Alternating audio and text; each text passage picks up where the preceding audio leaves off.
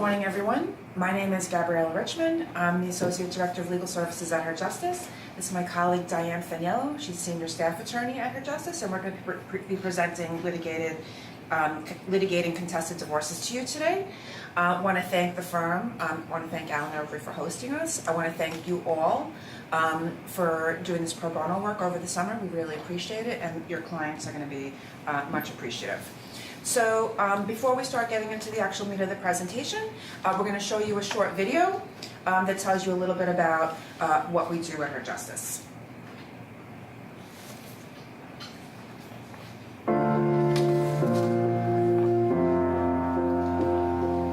As a lawyer and a New Yorker, I am proud to live in a city that takes care of its own. At Her Justice, we provide legal services to low-income women in crisis in the areas of family, matrimonial, and immigration law. Last year, Her Justice provided legal services to over 3,000 women, and there are over 4,000 children. Our clients are incredibly strong, and many of them have survived great hardship. What they don't have is access. Her Justice makes sure that our clients receive that access by connecting them with private attorneys from around the city, so that our clients have access to the legal tools that give them safety, security, and self-sufficiency. We used to fight a lot, and he used to abuse me physically to a point that in more than one occasion I thought to end my life because there was no other way out. He wanted my pension, 401k, medical benefits. He wanted my furniture at one time. It seemed like he was winning all along, you know? My client was arrested because her abuser had actually called the New York Police Department and alleged that our client was harassing him. My marriage was built on deceit, and it escalated from verbal abuse to physical. Quería romper un ciclo que no era beneficioso para mí ni para mis hijos. Tú vas a salir de casa y mi hijo se va a quedar en casa. Court itself, it is not being operated in a way that is helpful to the very people that it was set up to serve. While our clients may have compelling stories, it doesn't necessarily mean that their entire stories can be heard without a lawyer stepping in. When people go to courts and they don't have a lawyer, they come up short, even when the law's been designed to protect them. When we have 12 attorneys on staff who can then leverage the legal support from the private bar, we are able to represent and help over 7,000 people every year. Because of the law firms that donate their services to us, and because of our people within our walls that are able to train them, help represent our clients, that is how we are able to best serve the community. The work of Her Justice is vital to women who are not in a very empowered status. It can be very difficult for them to assert the rights that they do have. Her Justice empowers these women to understand that they do have rights. Many of our clients are completely in the dark about the financial circumstances of their marriage. We know that our pro bono attorneys can make the biggest difference in the lives of those clients by partnering often with financial accounting firms to investigate the income of the spouse and get the client a fair financial award. We'll look for hidden facts such as the defendant's hiding income, hiding employment, hiding assets, and we use our investigative experience to get the information that's most helpful to Her Justice and the pro bono attorneys. Providing pro bono services means that I get to see those results on someone's face when they get an order of support or an order of protection to get them the financial means that they need to help raise their child or to get them safety away from someone who's putting them in danger. We know we have these incredible mentors, brilliant, talented, resourceful, responsive attorneys who sort of have our back on every matter. In my experience working with the attorneys at Her Justice, I have been so impressed by their dedication and commitment and the quality of service that they've provided to their clients. I actually grew up in foster care in New York, and as a child, I never had access to the quality of professional and legal services that Her Justice provides. I think her life is unimaginably different because she came in contact with Her Justice. She might have been deported by now. Instead, she has status and she's living with her daughter here. If I didn't have Her Justice there to help me with the case, I would still be married to the man who raped me and tortured me. The fact that Alice's husband was sentenced to 40 years in prison really speaks to the brutality of what Alice endured. Without Her Justice, justice, Alice would have had to face her abuser in trial alone. Judge ordered that he does not get any part of my retirement or 401k or any medical or furniture or whatever he wanted. He's getting nothing. I was an illegal immigrant. I have a work permit now. The fact that I had a social security number and I was able to have a bank account to deposit my check. It's like I'm normal. I don't think I'll be who I am today. Confident, relaxed, secure, happy. Without her justice, my life would be totally different. As a lifelong New Yorker, I'm proud to be part of the Her Justice community, where we shift the power to the low-income women who call us every day, who are seeking to build safer and more secure lives for themselves and their children. Ha sido difícil los cambios, pero lo importante que tenemos es la tranquilidad y estamos saliendo adelante gracias a esta agencia, Her Justice. I want to thank Her Justice for the amazing team. It inspires you to put your best foot forward. I want to thank Her Justice for giving me my life back. Give her opportunity, Dignity, Give her courage. security, Access. Compassion. Un mejor futuro. And every beginning. give her justice.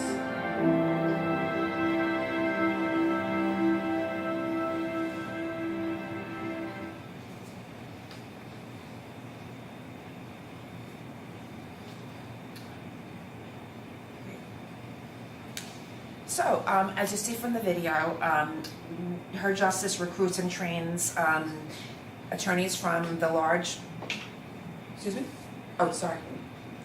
trains attorneys from the large law firms in the city of New York to take cases on a pro bono basis and to stand side by side with their clients in family court, Supreme Court, and an immigration court, and giving them a real chance to obtain the legal protections that are truly transformative, as you can see from the video. Who are Her Justice's clients? We have two main routes for intake. We get clients through our relationship with the Family Justice Centers throughout the city of New York. There's a Family Justice Center in each borough. The Family Justice Centers are basically standalone, one-stop shopping for domestic violence victims where different agencies are co-located, including the Domestic Violence Bureau of the District Attorney's offices and civil legal service providers like Her Justice. We also have a legal helpline and we get clients that way. Many, but not all, of our clients are victims of intimate partner violence, about 81%. The vast majority are mothers with young children, and also the majority are foreign-born, with about a quarter of our clients requiring interpreters to access the legal system. So I'm not going to get into too much about the dynamics of domestic violence, intimate partner violence. You can view the materials that are in your manual. We have some information about interviewing techniques that might be useful for you, and we also have a video. There's a link in the PowerPoint slide to the video. I encourage you to watch it. It's really useful. It was created by our staff, and I think that it would be worth watching, particularly if the client that you're working with is a victim of domestic violence. So what are we going to do? What are we going to be doing here today? We're going to be learning about the procedures and substantive law that are specific to litigated divorces. What we're not going to be doing is spending a lot of time on some of the ancillary issues such as custody, visitation, child support. These are all issues that could be part of your divorce, and we're going to talk about them, just not in great depth. If your case involves custody, visitation, and child support, we would like you to refer to your mentor. Each of you is going to be assigned, each case is going to be assigned a specific Her Justice mentor who will be able to help you navigate through the particular issues.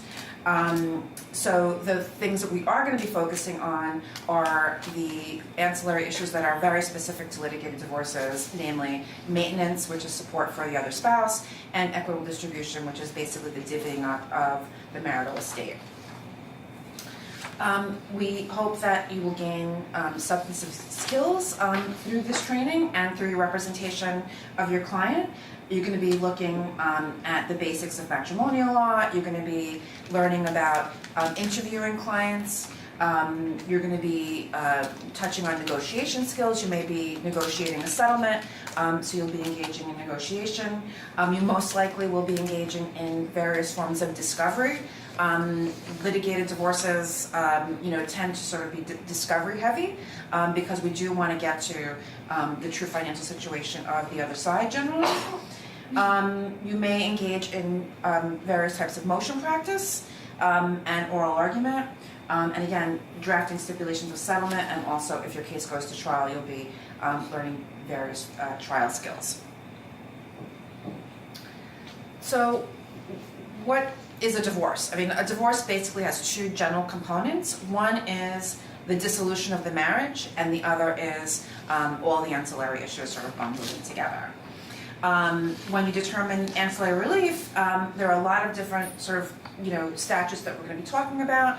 But at the outset, New York was the last state in the Union, the last state of the 50 states, to enact what's known as no-fault divorce. So prior to 2010, you had to assert a fault ground on the other side in order to get a divorce. This is no longer the case. Now, most divorces that we deal with are grounded in what's known as irretrievable breakdown of the marriage, which is a very simple standard to meet. The plaintiff just basically has to assert in a sworn statement that the marriage is irretrievably broken for at least 6 months. New York, unlike many other states that adopted no-fault divorce, decided to keep the fault grounds, in the statutory scheme. So, despite the fact that we do encourage people to look at the no-fault grounds in most cases, there are some particular cases where it might be necessary or advisable to go on another ground, such as cruel and inhuman treatment. And I'm not even going to talk about what the other grounds are in any great depth at all, except maybe to mention them here and there. But you should refer to them in the materials. Cruelty, cruel and inhuman treatment might be the only one that might come to light, in your representation, either because there's domestic violence and there's certain, strategic reasons why you might want to plead cruel and inhuman treatment, or your client might be the defendant in the divorce litigation, and therefore it was the plaintiff who chose to assert the grounds of cruelty. And we're a small enough group today, by the way, that if you have any questions, just feel free to raise your hand and ask them. We will have to repeat the question because we're being videotaped, so just bear with us about that. So again, irretrievable breakdown of the marriage is Domestic Relations Law 170 subsection 7. It's the newest and most utilized ground at this point. To assert that ground in a complaint, you have to have been married for at least 6 months, because you have to allege that the marriage has been irretrievably broken for at least that period of time. It's statutorily mandated that if you assert irretrievable breakdown of the marriage, you also have to assert that all ancillary issues have been resolved or determined by the court before the divorce actually gets granted. So, ancillary relief. Ancillary relief is everything other than the dissolution of the marriage. This is the real meat of the divorce, not the grounds issue. As I said, because irretrievable breakdown is now part and parcel of the statutory scheme, there's no sort of defense to it. So any litigation really is going to center around what is ancillary relief.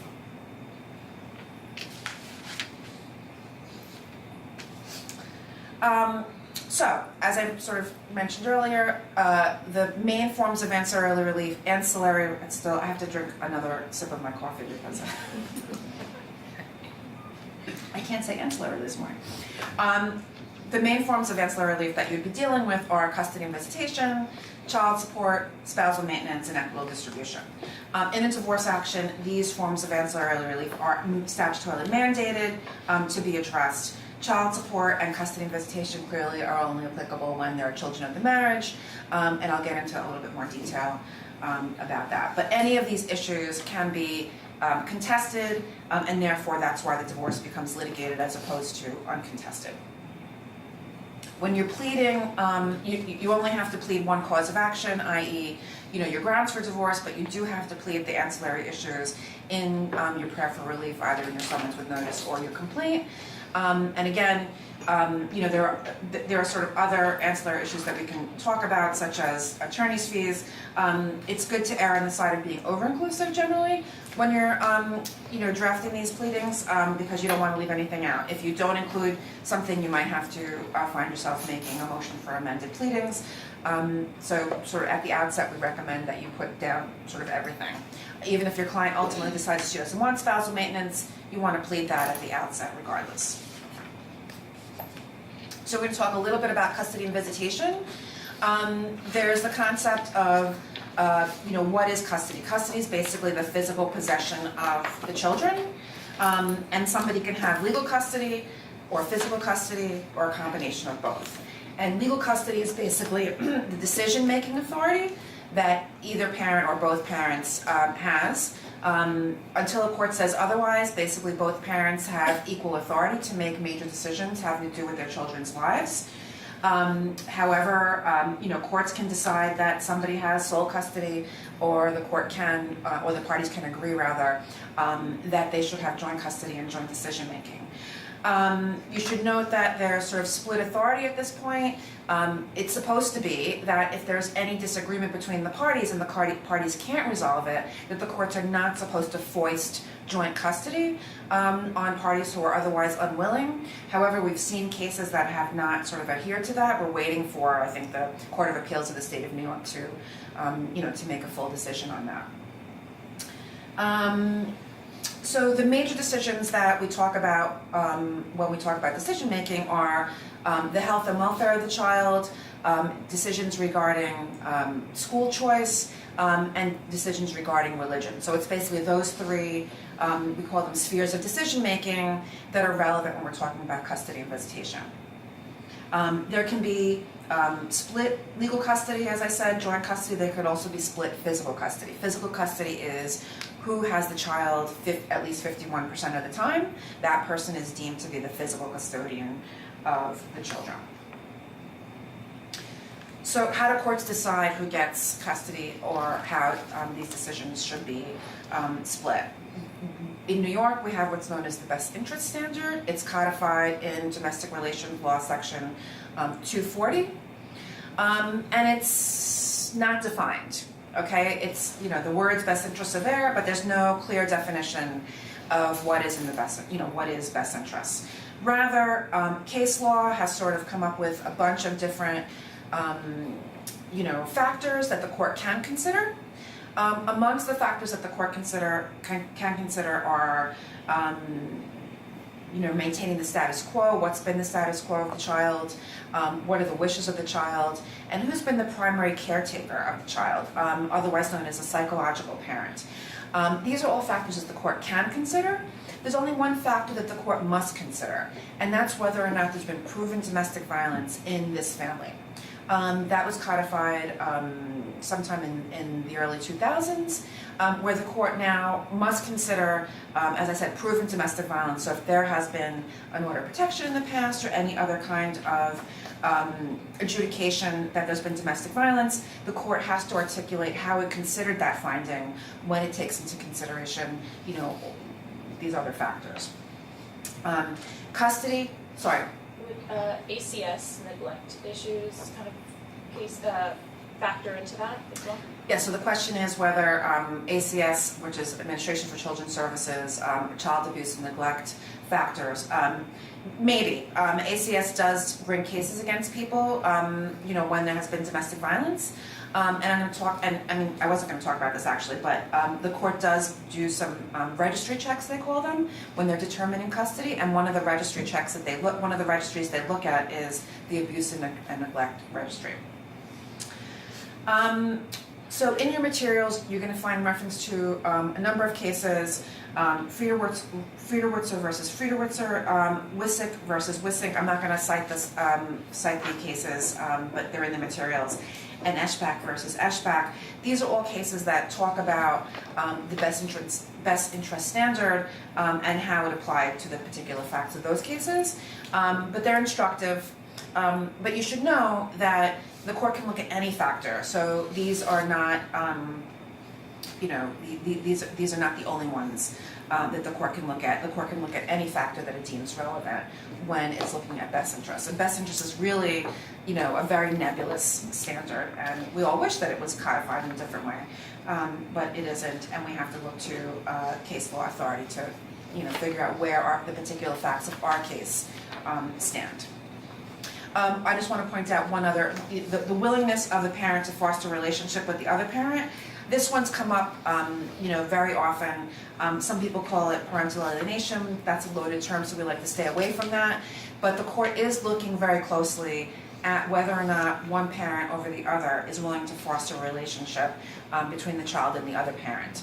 So if a parent is willfully thwarting the relationship between the child and the other parent, that's going to be bad. And the court is going to look at that very closely. So part and parcel with part and parcel with custody comes visitation.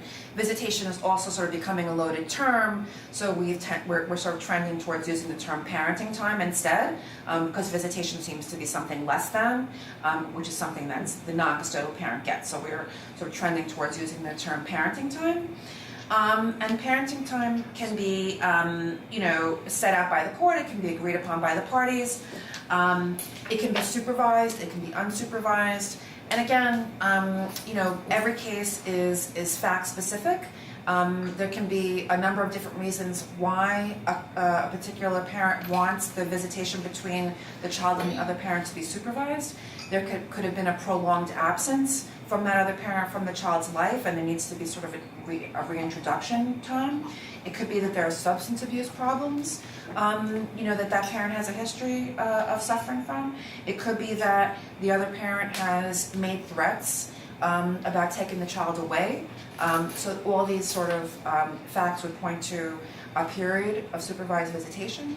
Supervised visitation is generally not indefinite. It's usually, set in place, to cure a certain situation, and then once that situation doesn't exist anymore, the visitation can advance to unsupervised and possibly overnight visitation.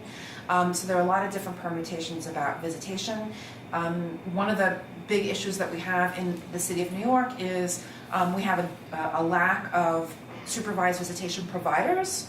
So if supervised visitation is something that your client is talking about, speak to your mentor, because there are, might be options that might be out there that aren't readily apparent. But we do recognize that there is this dearth of supervised visitation programs, particularly for families that have domestic violence.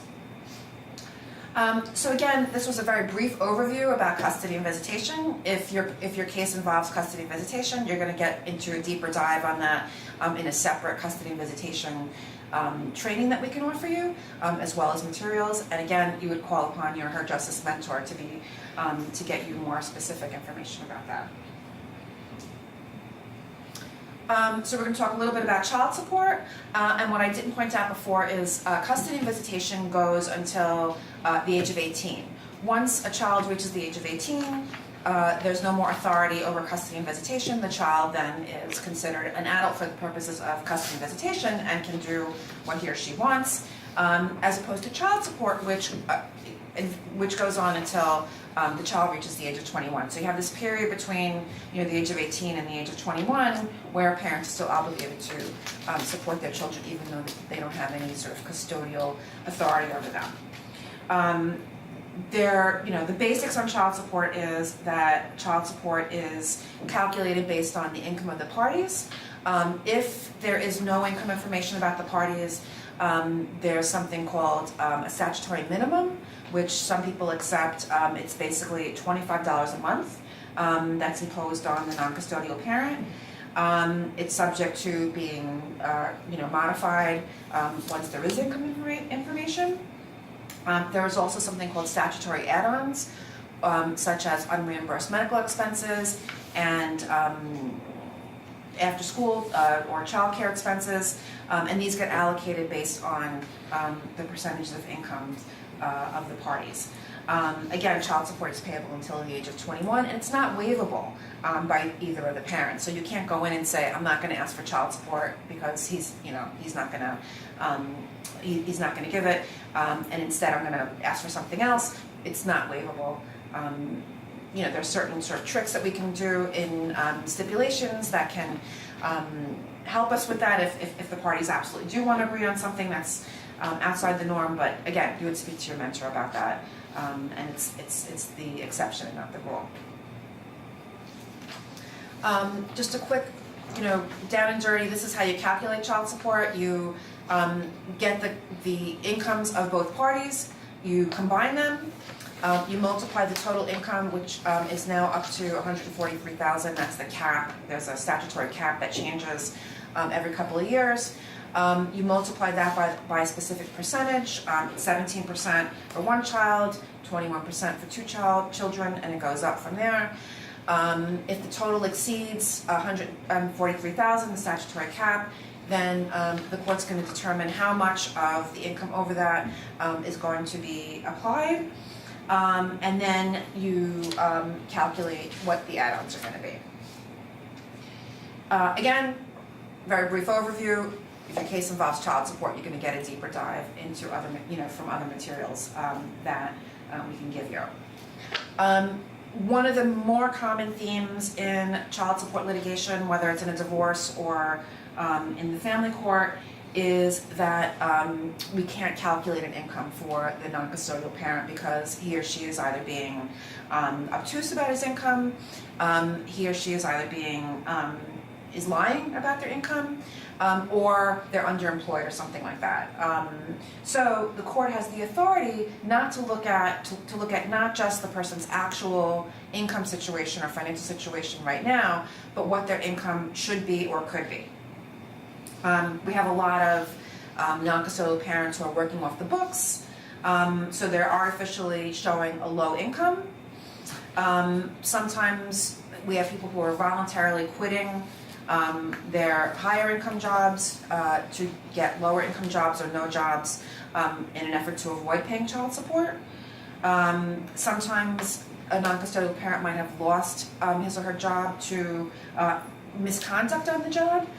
Through their own fault, or they were laid off and hasn't made a good faith effort to regain employment.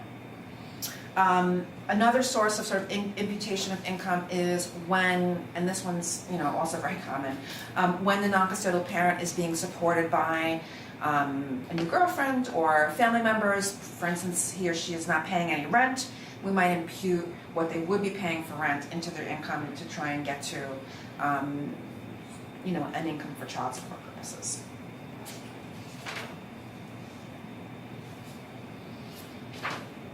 There's other considerations that we can sort of look at when we're looking at child support factors. These days, health insurance is a big, is a big consideration. We don't know what's going to be happening with health insurance right now. There are different methods by which people can obtain health insurance, and parents should be, parents are usually deemed to be required to share those expenses, whether it's unreimbursed medical expenses such as co-pays or health insurance premiums. There's certain tax considerations that come into play. Child support is not deductible and not taxable. So that's, when you're calculating child support and maintenance, these are things that you're going to be looking at because maintenance is taxable and is deductible. Depending on the situation, the court can allocate the parents to pay, college expenses. If there's joint or shared custody, joint custody meaning, that the child is shared. Shared custody is when perhaps one child goes with one parent and another child goes with another parent. Child support can be adjusted based on, that situation. Whether or not the other side is paying, there are enforcement issues. And again, we're not going to get into the details of this, but child support, obviously, whether it's embodied in a stipulation or in a court order, is subject to being enforced. And there's ramifications for not paying child support, but there are, there are ways to get a court to make somebody pay. And of course, you know, as I said, agreements and stipulations are going to cover any kind of permutation that you might have in your particular case. Before we move on to the next section of maintenance, I'm just going to read a code for everyone that's watching this video for CLE purposes and credit. So it's SMMR17. Again, it's SMMR17. And we're going very fast here, I realize, so I'm going to stop talking so fast. I'm from New York and I'm fast talking. Do we have any questions so far? Okay, great. Okay, so the next thing we're going to talk about is maintenance. New York has recently had a very major overhaul of its maintenance laws. Starting about a year or so ago, I guess, the law was completely overhauled. We call it maintenance and not alimony because maintenance is intended to maintain and rehabilitate a non-moneyed spouse until he or she can become self-supporting. I have to put in a plug for Her Justice because staff and our former executive director at Her Justice were very influential in drafting the new maintenance legislation. So we're proud of that, and we're glad that it was actually, you know, passed and adopted. So the effective date for these new statutory amendments, as I said, is very recently. In October 2015, the new guidelines, I'm gonna call them new probably for the next 10 years, but these guidelines went into effect in October for pendente lite relief, and then in January of 2016 for maintenance that is ordered post-judgment, post-divorce. So, you know, it's important. I mean, the cases that you're going to be getting presumably are all commenced post-statutory effective date. So your cases are going to be, you know, subject to these new statutory amendments. And the statutory amendments are based on mathematical calculations, and the point of them was to basically be more in line with how we calculate child support.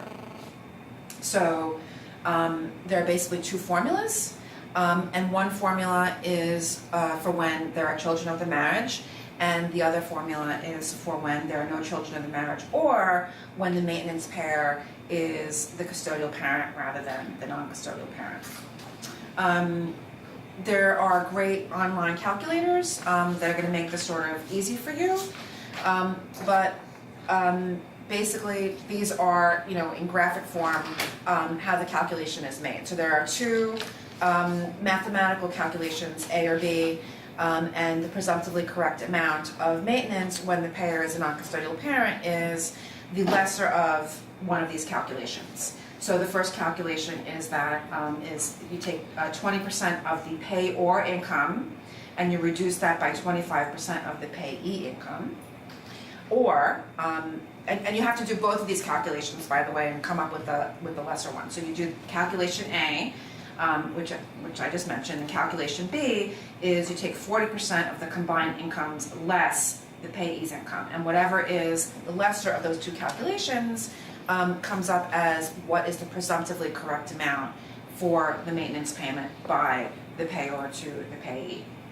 If the lower result of these two calculations is 0 or less than 0, then that means that no maintenance gets paid to either party.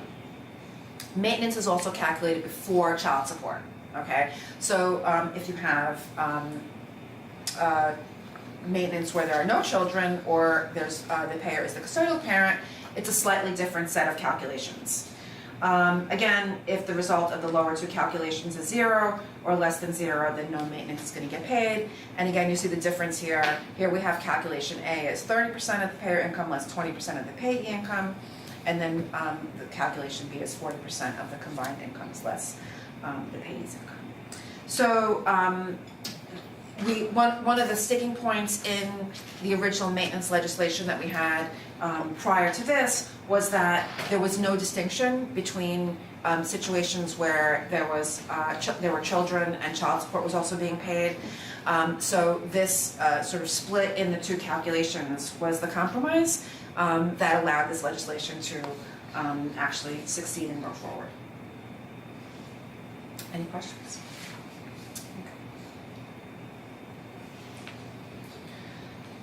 So again, if the calculated amount reduces income to below what's known as a self-support reserve, the guideline is the difference between the payer's income and the self-support reserve. The self-support reserve is a number that comes out. It's issued by the federal government every year. So every year the self-support reserve changes, and you would check to see what the self-support reserve is in the particular year that you're doing your litigation. I do believe that at this point we have it in the materials. If we don't, you can look it up. It just actually recently changed. Oh, okay. I remember you sent around an email, I think That's it right. was last week. Mhm. All the numbers did change, but these are quick issues that you can Google and the information will be pulled up really quickly. And if not, your mentor will have that information for you. Okay. So, looking at the self-support reserve, if the payer's income at the outset is below the self-support reserve, there's a presumption that no maintenance is going to get paid by that person. Just like with child support, we have an income cap. And maintenance, there was actually a decision, I didn't read it, but it came out today by Judge Sunshine, which talks about income above the cap. If it's something that is sort of groundbreaking, we'll definitely send it out to everybody. But if you look at the New York Law Journal this morning, there is a recent case on, recent being, today, on income above the cap and income when there's child support as well. That looked like it was a decision, like sort of this omnibus decision that had a lot of different issues in it, so it's probably worth a read. The income cap, and I didn't mention this before, as with child support, it's going to go statutorily mandated that it goes up in accordance with cost of living adjustments every 2 years. So the cap that, as it stands now, is subject to change based on government figures on cost of living. Maintenance that's over the cap is discretionary. Like I said, and this case that I mentioned today by Judge Sunshine might be a little bit dispositive on that. So take a look at that. And deviation from that presumptively correct amount is appropriate if you go dependent on certain factors that are enumerated in the statute. So there's over the income cap factors, and the same factors are applicable in deviation of the presumptively correct amount. Most of your cases are going to involve both child support and maintenance. So again, you'll be using one calculation or the other, but you should be cognizant to use the right calculation, because when you're figuring out child support, you have to figure out the maintenance first. So this is a big sticking point now to this day in maintenance law. While the statutory construct of that where you derive the presumptively correct amount of maintenance, is just that. It's a statutory construct. It's obligatory to use those calculations, and if you deviate, you have to show why. Right now, for duration, we have advisory breakout lengths, right? And they are key to the duration of the marriage. This was a big compromise, when we were doing the legislation, because originally we were very steadfast about wanting the duration to be mandatory and not advisory. So right now, we're still sort of building up some case law, to figure out whether the courts are treating it as advisory or treating it as some kind of, mandatory construct. But right now, if you have a case, you're going to be shooting for maintenance in these durations. So if the marriage is 0 to 15 years in length, the guideline advisory schedule of maintenance would be 15 to 30% of the length of the marriage. If people are married 15 to 20 years, then the guideline advisory schedule is 30 to 40% of the marriage. And if the marriage is a longer duration, 20 years plus, 35 to 50% of the length of the marriage. Now, in theory, this can be these durations could be extended, but it's we haven't seen any cases yet where the courts have really opined on what is a just duration. When we start having those, we'll be more we'll be more in a position to see what trends are happening. Right now, we just don't know. But you should, right now we're shooting for, obviously the longest duration that we can, and you can use these durations sort of as bargaining, as bargaining chips, because I think we want the assumption to be that at least the court is going to grant at least the minimum duration based on this advisory schedule. Any question about maintenance? And I think, oh, yes, go ahead. Yeah, this is probably a very basic question. When the previous slide said it terminates on judgment of divorce. That was referring to temporary maintenance. Oh, okay. I'll be getting into that a little bit later, but depending upon the facts of your case, I'm sorry, I have to repeat the question. The question related to the slide that was prior to this one regarding temporary maintenance. That does terminate upon a judgment of divorce, and then if you are going to be seeking post-judgment maintenance, which is what this slide speaks to, then that's where the duration is going to be applied. So for temporary maintenance, your client, if you're seeking that type of relief for her, will receive that temporary maintenance during the pendency of the action. And then during the pendency, you'll be negotiating or having to have a hearing on the issue, or going to trial on the issue of post-judgment maintenance or final maintenance. Any other questions? Great. How are we doing on today? All right, so the next sort of big chunk, big piece of litigated divorces is equitable distribution of the marital estate. Equitable distribution basically is the divvying up of marital estate by the court or by agreement of the parties. And divorce can be the only way to allocate these either assets or liabilities between the parties. So often the most important marital asset that our clients own with their spouses is a marital residence. It can be an apartment, it could be a home, it could be a leasehold, but this is very often the crux of the litigation. Who is going to get the home? Who's going to stay in the home? How? If the home's going to be sold, how are the proceeds of that sale going to be allocated? So this can take up a lot of time in the litigation because each party might have a vested interest, both financially, psychologically, and otherwise, in the distribution of the marital residence. It can be very emotional. It could be, the home that the parties are disputing, could be the home where, the children were raised or the children are being raised. It could be something that they put a lot of sweat equity into. So very often, and very often it's the only asset that our clients, have acquired during the marriage. So a house can be sold and the proceeds could be divided. One party can buy the other out. That requires the other party to have the money to do this, or it requires the party to be able to assume a mortgage. Now, in the past, 10 years or so, that's becoming increasingly more difficult. It used to be a little bit easier.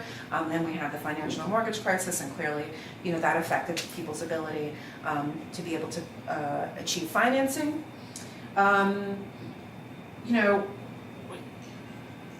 When I started doing this, we didn't have a lot of foreclosures. And then boom, during 2008, 2009, and subsequently, it seems as though the large majority of the divorces that we're handling involve a property that's either subject to foreclosure or is in active foreclosure proceedings.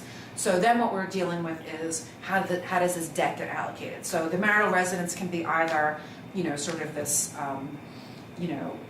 an asset or something that's around somebody's neck, and you're fighting about who is going to be the person or people who are going to be responsible for the liability, i.e. the mortgage or whatever other costs that are associated with the sinking ship that might be the house that's underwater, basically.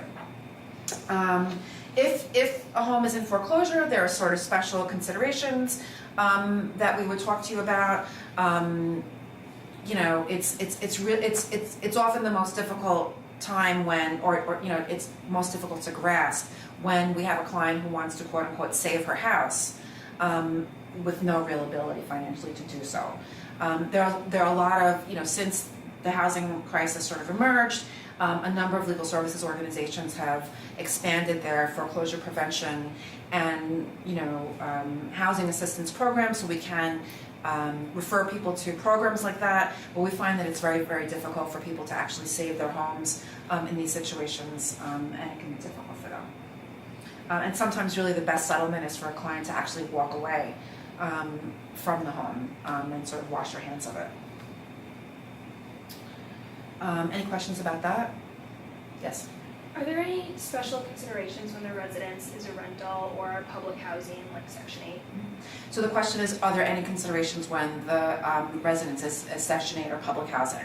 And the answer is yes, because the person who's the leaseholder, you know, gets to stay there.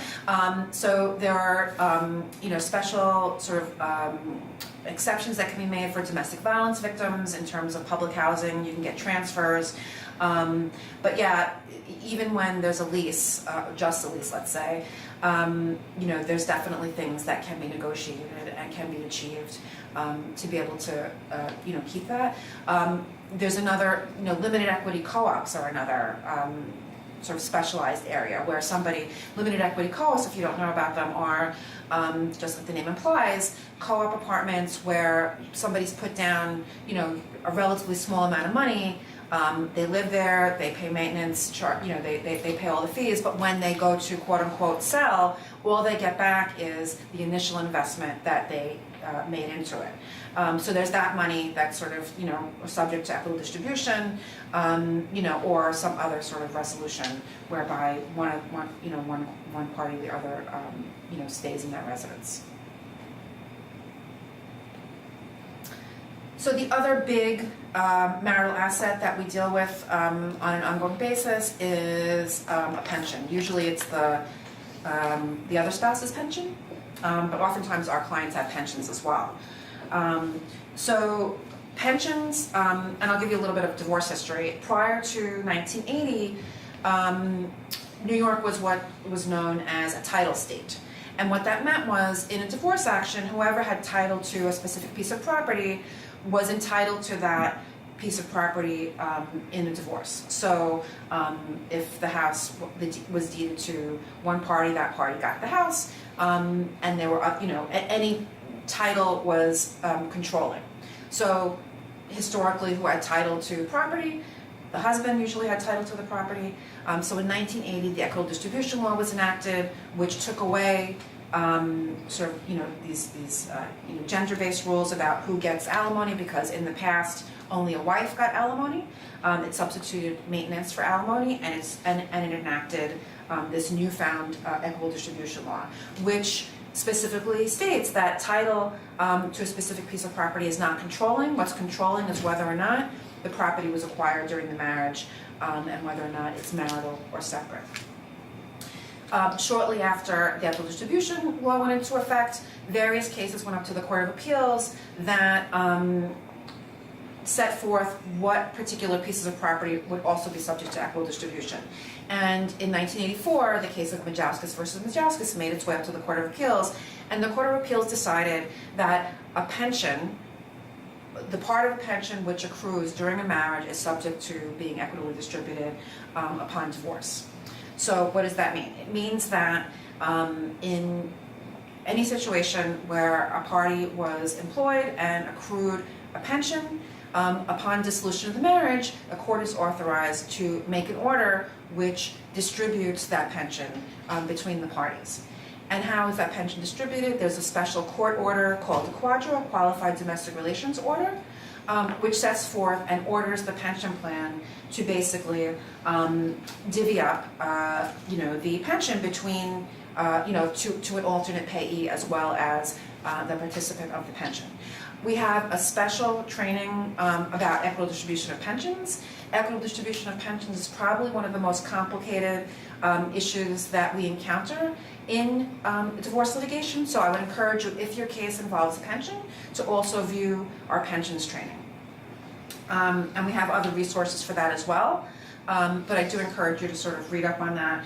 Very importantly, and I sort of say this all the time because it bears repeating over and over again, the most important thing that you want to ensure when you're negotiating distribution of the pension is that your client gets survivorship benefits, because there are many different types of pensions, including New York City and New York State pensions, which are very common in our cases, which the way these pensions are set up, if the participant dies, unless specific requests were made and specific options are chosen by the participant, the pension dies with the participant, right? So we want to make sure that in situations both pre-retirement and post-retirement, that our clients are protected in the event of the participant's death. And your mentor will hammer this into you. If I'm your mentor, I will be hammering it into you. But it's very important that these two situations, both pre-retirement survivorship and post-retirement survivorship, are built into any agreement or any judgment that you achieve for your client. Just a few pointers. When you're working on pensions, we can refer you out to various different companies that specifically are charged with drafting these quadros, these domestic relations orders, as well as doing pension valuations. So when you have a number of different assets and you want to offset perhaps the equitable distribution, you want to get a pension valuation. So you might want to get a present value valuation of a particular pension and see whether or not, and here's the stereotypical situation is, the wife wants to keep the marital residence, the husband wants to keep his pension intact, and then you do a valuation, you find out that the home is worth $400,000 and the pension is worth $400,000, and in a situation like that, he gets to keep his pension and she gets to keep the home. Of course, it doesn't ever, or very rarely, is so even out like that. So you might have situations where if someone's getting bought out of the home, that amount is going to be adjusted and maybe, the pension stays intact. There are various different ways that you can negotiate settlements on these, but you do, in some situations, want to get an actual valuation of the pension. Generally, if the pension is the only asset, you're not going to spend the money on a valuation. It doesn't matter. The pension is just going to get divided pursuant to this Majauskas formula. And I just want to touch on the Majauskas formula. Basically, the Majauskas formula sets forth a mathematical calculation that's derived from the length of the marriage and the length of time that the person has been employed at the particular job during the marriage. You don't have to get into the weeds of Majauskas. Majauskas basically stands for the proposition that pensions are subject to equitable distribution, just like any other titled asset. Any questions about that?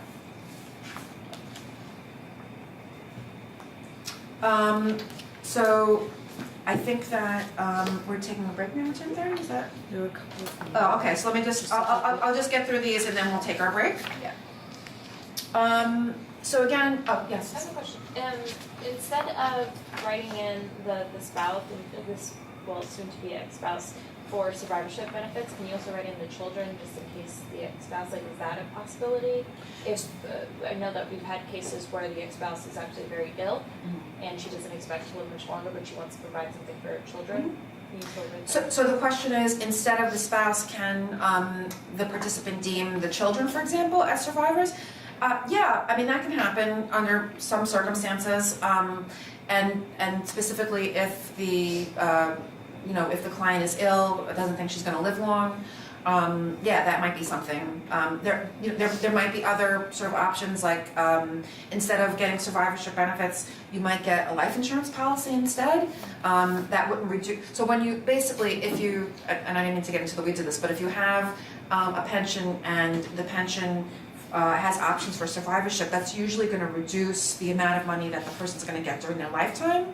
So sometimes people want to keep that intact and maybe get a life insurance policy instead of going through the survivorship of the pension. And I don't want to get into the weeds of pensions, but you should know that every single pension out there has their own sort of rules about what can and cannot be done in terms of survivorship and stuff like that. So, you know, you have to really concentrate on the particular pension at hand.